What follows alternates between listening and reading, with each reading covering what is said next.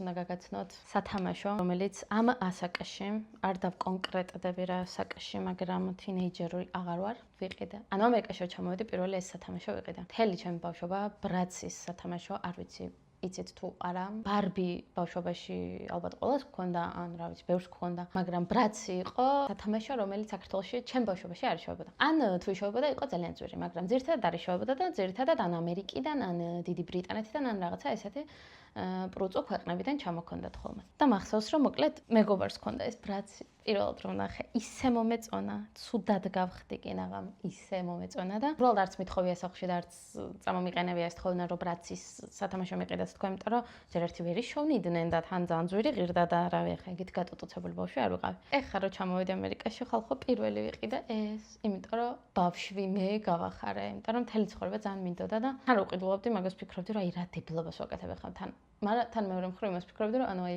პატარა ათინას და პატარა მეს ძალიან უხარია და უნდა ეს სათამაშო, იმიტომ რომ ბავშვობაში დააკლდა და ეხლა უნდა რომ აინას გამროს და რა მოხდა.